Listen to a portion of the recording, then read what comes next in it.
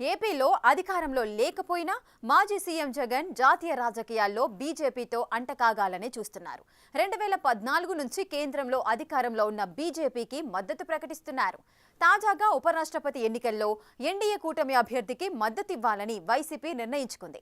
గతంలో ప్రతిపక్షంలో ఉన్నప్పుడు కూడా ఇదే తరహాలో మద్దతుగా నిలిచి బీజేపీకి దగ్గరయ్యే ప్రయత్నాలు చేసి సక్సెస్ అయిన వైసీపీ ఇప్పుడు అదే స్ట్రాటజీని అవలంబిస్తోంది.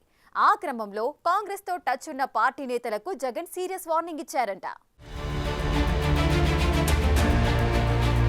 వైసీపీ 2014 ఎన్నికల్లో ప్రతిపక్షానికి పరిమితమైంది. 2019 ఎన్నికలొచ్చే నాటికి అధికారంలోకి వచ్చింది. ఆ రెండు పర్యాయాలు జగన్ తనదైన లెక్కలతో బీజేపీ పెద్దలకు దాసోహమన్నట్లే వ్యవహరించారు. అయితే గత ఎన్నికల్లో బీజేపీ, టీడీపీ, జనసేనతో కూటమి కట్టడంతో వైసీపీకి చావుదెబ్బ తగిలింది. దివంగత వైఎస్ మరణానంతరం తనను ముఖ్యమంత్రిని చెయ్యలేదని, తరువాత తన ఓదార్పు యాత్రలకు అనుమతించలేదని కాంగ్రెస్ కు దూరమై వైసీపీ పేరుతో జగన్ సొంత కుంపటి పెట్టుకుని పొలిటికల్ గేమ్ మొదలుపెట్టారు. మొదటి నుంచి కాంగ్రెస్ పార్టీకి దూరంగానే ఉంటూ వస్తున్న వైసీపీ తిరిగి ప్రతిపక్షంలోకి రావడంతో మరోసారి బీజేపీతో దగ్గరయ్యే ప్రయత్నాలు చేస్తోంది. పార్లమెంటులో వైసీపీకి 4 లోక్సభ సభ్యులు, 7 రాజ్యసభ సభ్యుల బలముంది.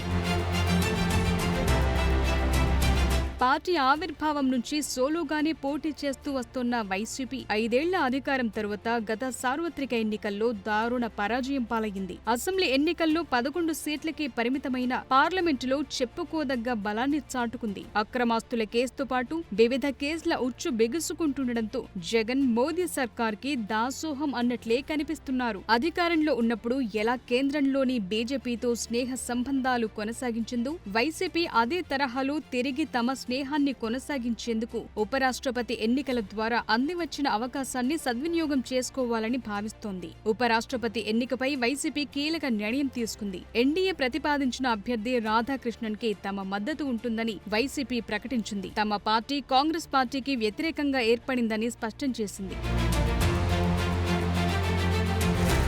ఎన్డీఏ కూటమి అధికారంలో తొలి 10 ఏళ్లు వైసీపీ పార్లమెంటులో కేంద్రం ప్రవేశపెట్టిన పలు బిల్లులకు ఆమోదం తెలిపింది. గతంలో తాము అధికారంలో ఉన్నప్పుడు, అంతకు ముందు ప్రతిపక్షంలో ఉన్నప్పుడు కూడా కేంద్రానికి పలు కీలక సందర్భాల్లో బేషరతుగా బీజేపీకి మద్దతు ప్రకటించింది వైసీపీ. వ్యవసాయ చట్టాలు, వన్ నేషన్ వన్ ఎలక్షన్ సహా పార్లమెంటులో పలు బిల్లులకు కూడా ఎన్డీఏ పక్షాన నిలిచింది. వీటితో పాటు Delhi service bill, IPC, CrPC, evidence act సంస్కరణల బిల్, చీఫ్ ఎలక్షన్ కమిషన్ నియామక బిల్, ఆర్టికల్ 370 రద్దు బిల్, ఓబీసీ అమెండ్మెంట్ బిల్ వంటి పలు కీలక బిల్లులకు కూడా వైసీపీ మద్దతు ప్రకటించింది.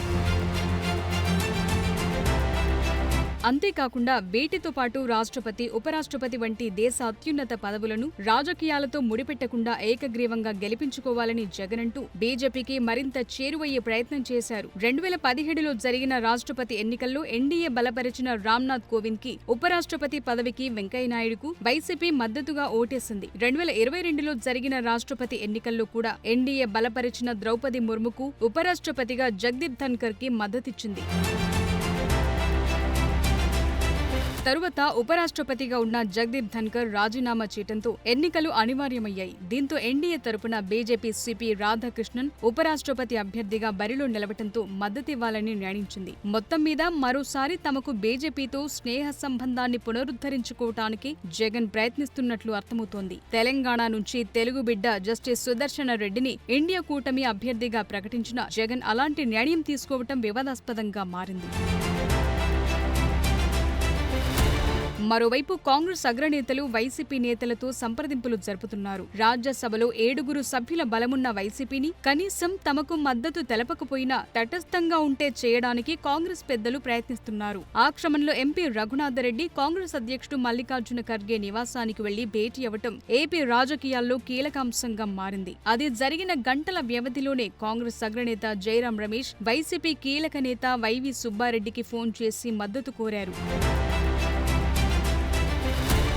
ఉపరాష్ట్రపతి ఎన్నికను బీజేపీ ఎంతో ప్రతిష్టాత్మకంగా తీసుకుంటోంది. నిజానికి బీజేపీ నాయకత్వంలోని ఎన్డీఏ కూటమికి ఎలక్టోరల్ కాలేజ్లో పూర్తి మెజార్టీ ఉంది. అయితే ఎక్కువ పార్టీలు పరోక్షంగా అయినా తమతోనే ఉన్నాయని ఎస్టాబ్లిష్ చేసేలా బీజేపీ అడుగులు వేస్తోంది. ఈ ఎత్తుగడతోనే బీజేపీ జగన్ కి టచ్ లోకి రాజ్నాథ్ సింగ్ వచ్చారనే టాక్ నడుస్తోంది. కేంద్ర మంత్రి రాజ్నాథ్ సింగ్ కి ఉపరాష్ట్రపతి ఎన్నికకు సంబంధించి విపక్షాలను కోఆర్డినేట్ చేసుకునే బాధ్యతను కేంద్రం అప్పగించింది. దాంతో ఆయన జగన్ కి ఫోన్ చేసి మాట్లాడారు. తమ అభ్యర్థికి మద్దతివ్వాలని కోరారు. బీజేపీ నుంచి వచ్చిన ప్రతిపాదనతో జగన్ పార్టీ నేతలతో చర్చించి ఎన్డీఏ అభ్యర్థికి మద్దతు ప్రకటించారంటున్నారు.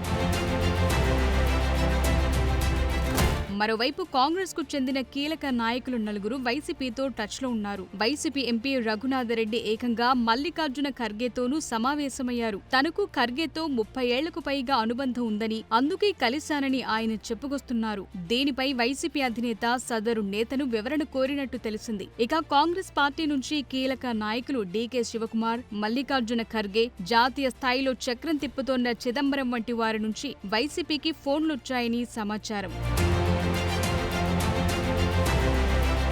వచ్చే నెల 9న జరగనున్న ఉపరాష్ట్రపతి ఎన్నికల్లో ఇండియా కూటమి అభ్యర్థి బి సుదర్శన్ రెడ్డిని గెలిపించేందుకు సహకరించాలని కోరుతున్నారు. అయితే దీనికి వైసీపీ నుంచి సరైన సమాధానం రాలేదు. ఇదిలా ఉంటే అంతర్గత సమావేశంలో కాంగ్రెస్ నేతల వైఖరిపై జగన్ ఆగ్రహం వ్యక్తం చేసినట్టు తాడేపల్లి వర్గాలు చెప్తున్నాయి. పార్టీ నాయకులను కూడా ఆయన మందలించినట్టు తెలిసింది. అసలు వారు ఫోన్లు చేస్తే మీరెందుకు రిసీవ్ చేసుకున్నారని ప్రశ్నించినట్టు సమాచారం.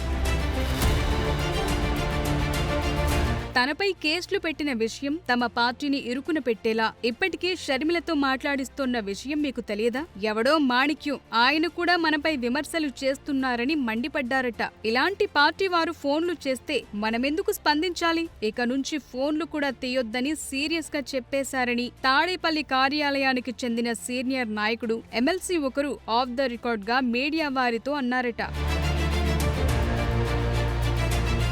ప్రస్తుతం కాంగ్రెస్ కు వైసీపీ మద్దతున్నా లేకున్నా తటస్థంగా వ్యవహరిస్తే తమకు మేలు జరుగుతుందని వైసీపీ సీనియర్లు కొందరంటున్నారు. నేరుగా మాకు ఓటు వేయకపోయినా పర్వాలేదు, మీరు ఎన్నికలకు దూరంగా ఉండండి, అదే మేం కోరుతున్నామని ఖర్గే కూడా వ్యాఖ్యానించారు. ఎన్డీఏలో లేని పార్టీలు ఈ విషయంపై ఆలోచన చేయాలని ఆయన కోరుతున్నారు. ప్రస్తుతం వైసీపీ ఏ కూటమిలో లేదు, తటస్థంగా ఉంది. ఈ నేపథ్యంలో ఎలాగోలా వైసీపీని తటస్థంగా ఉంచడానికి కాంగ్రెస్ పెద్దలు ప్రయత్నిస్తున్నారు. మరి వైసీపీ మాత్రం కాంగ్రెస్ పై నిప్పులు చెరుగుతోంది. ఆ క్షమంలో బీజేపీతో అంటకాగటానికి జగన్ ఫిక్స్ అయినట్లు కనిపిస్తోంది.